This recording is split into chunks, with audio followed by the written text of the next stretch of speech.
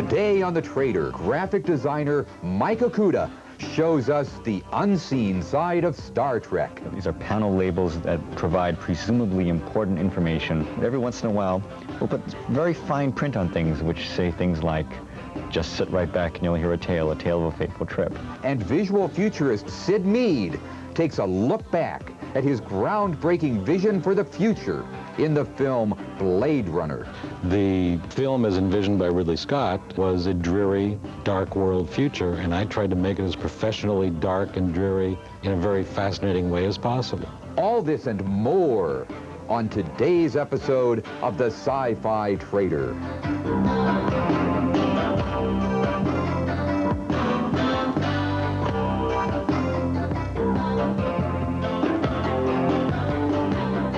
What does the future look like? Images of the present look very different from the past, and the future will look very different from the present. Hi, I'm Warren James, and welcome to the Sci-Fi Trader.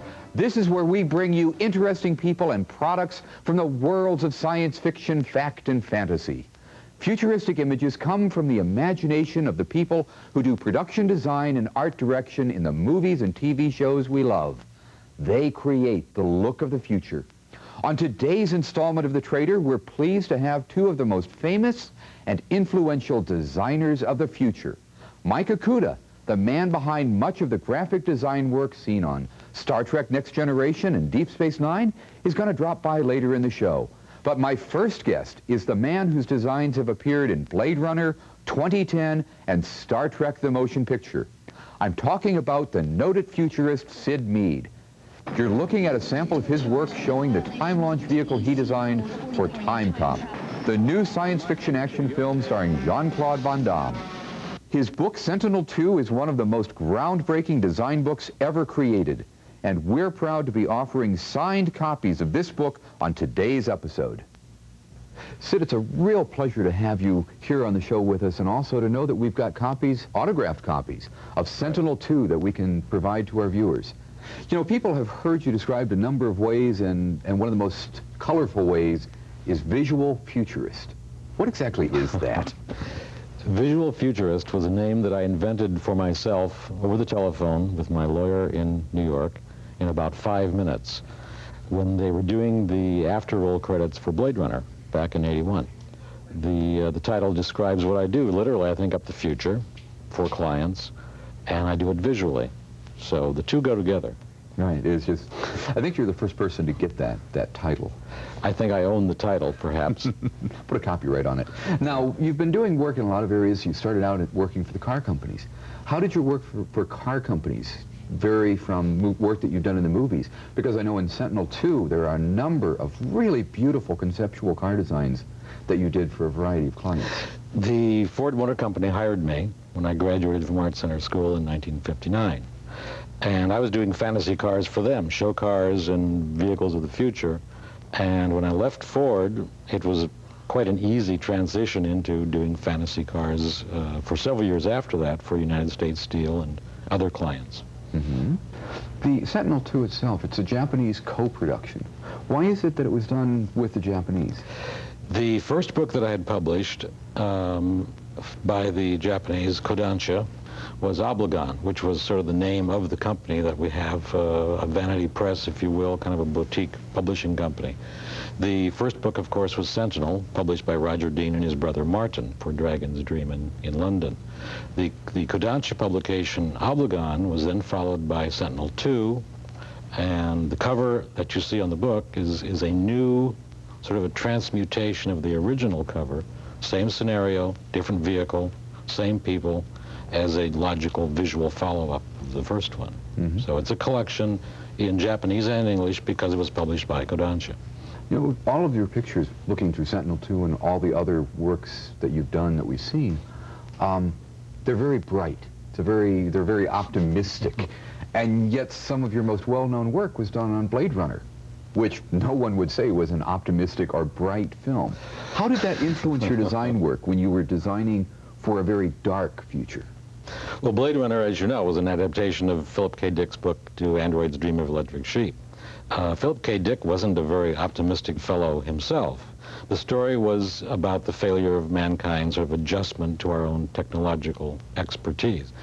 The film, as envisioned by Ridley Scott and the production designer Lawrence Paul, was a dreary, dark world future, and I tried to make it as professionally dark and dreary in a very fascinating way as possible. You did. Thank you. It was dark, but it was also fascinating. Of all the designs that appear in Sentinel-2, which was the most challenging one that you worked on, would you say? I think the boat job at that time was the most challenging. It was getting involved in technical, sort of strange, arcane maritime rules, things that had to be done a certain way to pass laws and so forth. And working at that elaborate level of design in concert with a team that was going to do it was really the first tie-in to that kind of staff structure, that elaborateness of effort, before I actually got into the movie industry as a collaborator on some films. Syd, you know, your designs are wonderful and inspiring, and it's really been a pleasure getting a chance to sit here and chat with you. I've enjoyed it tremendously. Josh, you're a big Syd Mead fan. Why don't you come over here and be the first one to get your copy of this book autographed? And Josh, while you're doing that, Darla, why don't you tell our viewers how they can get their own autographed copies? Sentinel-2 was a visual encyclopedia of possible fantasies. Does this look familiar? This was the inspiration for the design of the Imperial Walkers, seen in Star Wars: The Empire Strikes Back. Syd painted it 14 years ago, prior to the making of the film. We found 100 copies of Syd's beautiful, high-quality art book, Sentinel-2, and brought them all the way here for you. As you can see, the printing is in both Japanese and in English. And best of all, the master designer himself will be signing them. You can get one for yourself for only $49.95 by calling the trader at 1-800-Sci-Fi-60.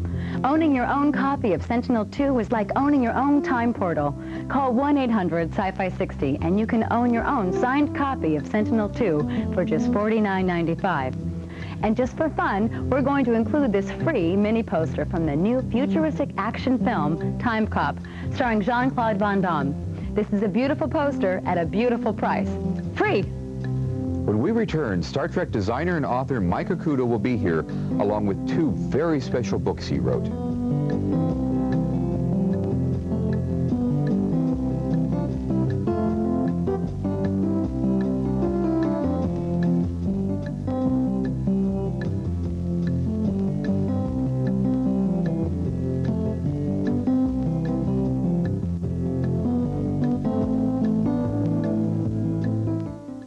This Sci-Fi Channel program is brought to you by Advil.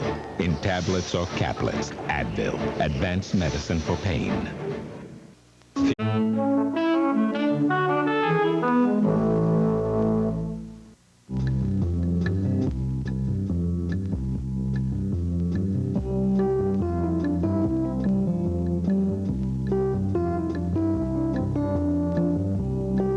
Star Trek: The Next Generation and Deep Space Nine have very distinctive looks. One reason is Mike Okuda, the scenic art supervisor and author of two books we're offering on this episode of The Trader, the Star Trek Chronology and the Star Trek Encyclopedia.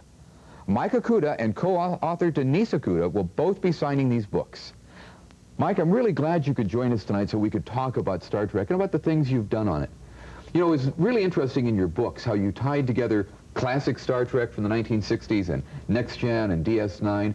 How did you do that in things like the evolution of the Enterprise? How did you tie them together? Well, one of the reasons we did Star Trek was because the Star Trek Chronology and the encyclopedias, there's just been so much Star Trek done over the years that it's impossible for any of us to keep track of it. And we actually hope that these books will help those of us who work on the show to keep track of things, to make sure the evolution is consistent. When you were doing your diagrams, because you got some beautiful diagrams showing the original Enterprise and the various movie versions and the new version, the NCC 1701D, you show all of those together in scale. Where did you get the raw data for those? Well, one thing we had going for us is a very brilliant graphic designer, Doug Drexler, had been collecting a lot of data for years and years. And also just working on the show, we, even if we didn't have the props available, there are things that you remember what you did. So working on the show was an advantage. As a scenic art supervisor, what exactly do you do in your job? Well, scenic art supervisor is something of a misnomer. My real job is I'm in overall charge of the graphics on the various Star Trek shows. And that means control panels and readouts and signage and alien written languages and symbols and all those kind of things. Every week we see Star Trek, we see all these wonderful signs and things. And I know you sneak stuff onto those signs that people can't see on TV. Can you tell us about some of the things that you have snuck onto those signs? Well, these are what we call capsule labels. These are panel labels that provide presumably important information as to what's inside this panel, what happens through to be that opened door. up, what's through that door. And every once in a while, not always, but every once in a while, we'll put very fine print on things which say things like, just sit right back and you'll hear a tale of a fateful trip. Or sometimes they'll say things like, no matter where you go, there you are. And that's all stuff that we see every week on Yes. Star Trek, but you just can't read Well, it. you try very hard to make sure that it is so tiny that no one will ever see it. But every once in a while, one of our crew members, our production crew members, will discover it and they'll burst out laughing. Yeah, just like people will do, because you've got a number of those reproduced in your books. As a matter of fact, we have a whole page full of them. Now, when you're designing Star Trek, it's got a definite look. What are some of the signature elements that you use to create, if you would, the Star Trek look and feel? Well, the Star Trek universe has several very distinct groups. We have the Federation Starfleet, which has these distinct colors, distinct typefaces, distinct shapes. But you also try to keep in mind that you're going to do other alien cultures. We have, for example, the Klingons. They have different shapes, they have different colors, they have very strange typography. And we've got, this is the symbol of the Borg. And you can see it's this vicious claw and this overlaid on circuitry. And what we try to do is we try to use the graphics to supplement what Richard James, our production designer, does to create the environment, because if you have the colors and the set dressing and the costumes and the graphics all working together, that's what helps create the backdrop against which the stories are told. I know in the Star Trek Encyclopedia you also unearthed something that must be extremely rare. A photograph of the first captain of the Enterprise. Oh, you discovered that, did you? Yes, that was quite a nice one. Would you tell our viewers about that one? Oh, what we did was, theoretically, the very first captain of the Enterprise was Captain Robert April, who was referred to but was never actually seen in any of the Star Trek movies or TV shows. Right. There was never a picture of him because he was never filmed. So we took an old photograph of another Star Trek actor, and we digitally scanned into our handy-dandy Macintosh a picture of Gene Roddenberry and stitched him onto this other person's body, and suddenly we had what we think is the first captain of the Enterprise. That is very appropriate that Gene should be the first captain of the Enterprise. Yes. Mike, it's really quite a treat to sit down and talk with you about your books and about Star Trek, and I look forward to getting to do it more times in the future. Thank you. And now, Darla's going to show you how you can get your very own autographed copies of these fine books. Mike Okuda and his collaborators have endeavored to put together the ultimate guides to the Star Trek universe, the Star Trek Encyclopedia and the Star Trek Chronology. You can get signed copies of both of these incredibly detailed and accurate guides for only $29.95 by calling the trader at 1-800-Sci-Fi-60. Mike and his co-author Denise Okuda will be autographing every copy that is sold. The Star Trek Encyclopedia is the definitive reference book for Star Trek fans. It features hundreds of photos and diagrams, it has over 5,000 individual entries, and the Star Trek Chronology is the official illustrated timeline for the Star Trek saga, authored and signed by Mike and Denise Okuda. This comprehensive chronology is illustrated with nearly 500 photographs, many of which have never before been printed, and includes little-known inside information and trivia about the making of the Star Trek television shows and feature films. Both the signed Star Trek Chronology and the signed Star Trek Encyclopedia can be yours for only $29.95, an incredible price for signed copies. Make it so by calling 1-800-Sci-Fi-60. The Star Trek Chronology and the Star Trek Encyclopedia are both fascinating books. Just be careful where you leave them, because people can't keep their hands off them. Put one of these books on your coffee table, and when you have friends come over, I guarantee that somebody's going to get lost in these books. I know this is going to happen because it happens to me and my friends all the time. Coming up next, we'll be looking at some rare props from Star Trek.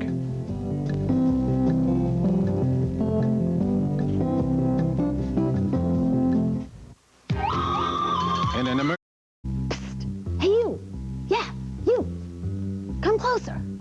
Closer. Take a look at this. Wanna buy a watch? You'd be amazed at what people collect. Me? I got a real thing for watches. When I saw these, I couldn't wait to show them to you. They're the newest limited edition Star Trek commemorative watches from Timex. And for just $39.95, one of these babies can be yours. First, we are featuring the rotating USS Enterprise watch. And as you can see, the starship makes its way between the planets and the stars, giving it a three-dimensional look to the dial. Next, we have the cloaking Romulan, which features a Romulan warbird disappearing and reappearing right on the dial. The Romulan ship is there one moment and then gone the next. Both of these exciting watches are water-resistant to 30 meters and feature a genuine leather strap. And the stainless steel back has the Jean-Luc Picard saying, "Make it so." You can make it so by calling 1-800-Sci-Fi-60. And for $39.95 plus shipping and handling, we'll send one of these colorful attention getters off to you.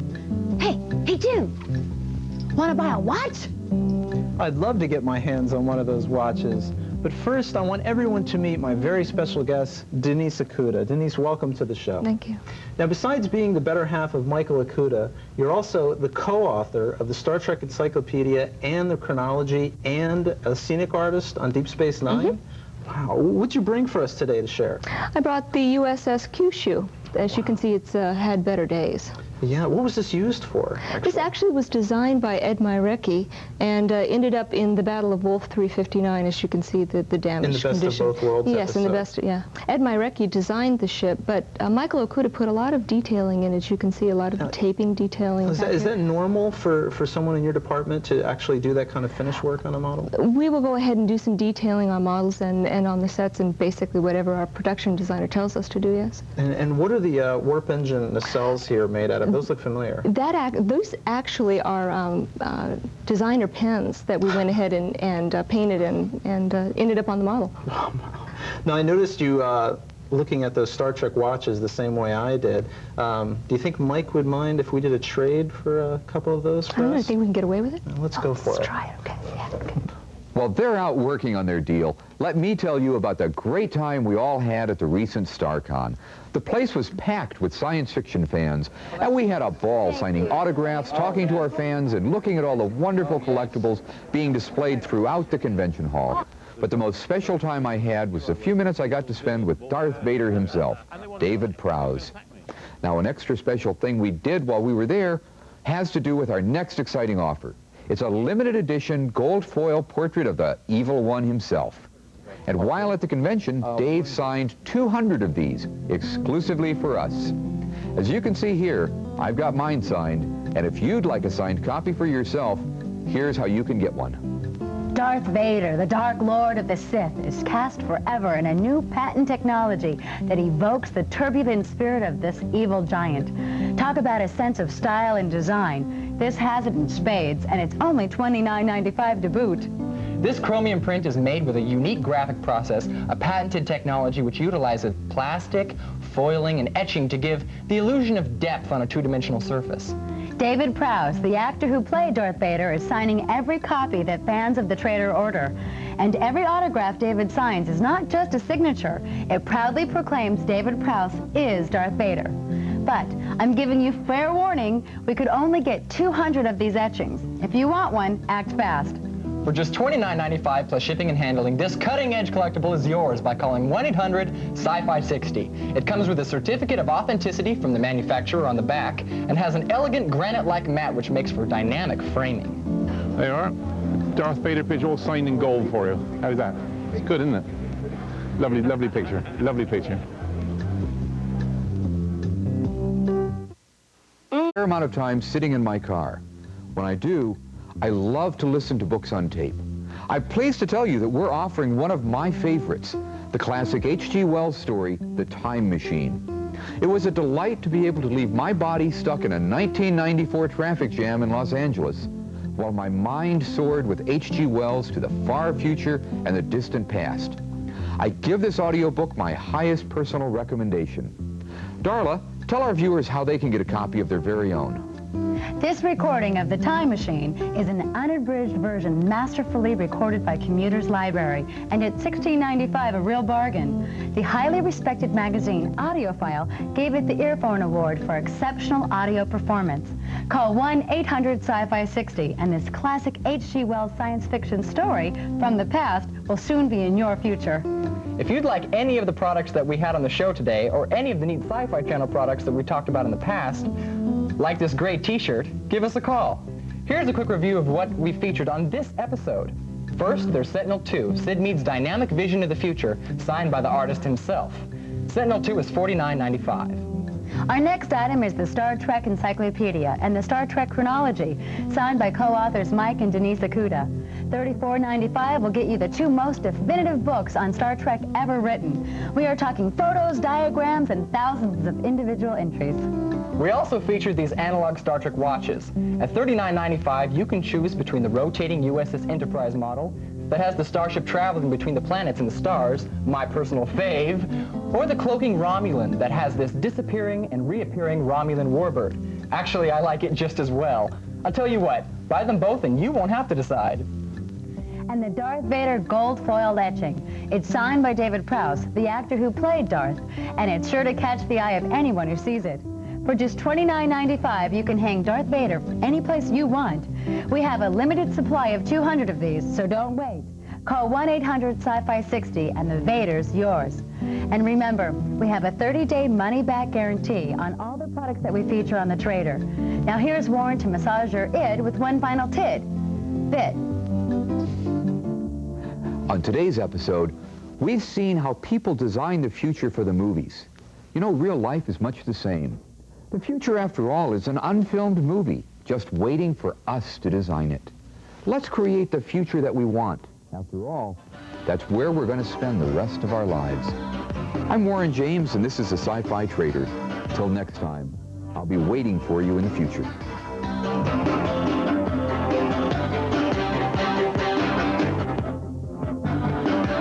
It's an entire week of the stinkiest, smelliest films ever created. From The Class of Nukem High to The Toxic Avenger. Sniff out 5 fantastic Trauma titles during the Aroma from Trauma, all next week starting at 9 p.m. Eastern. Now, stay tuned for Beauty and the Beast.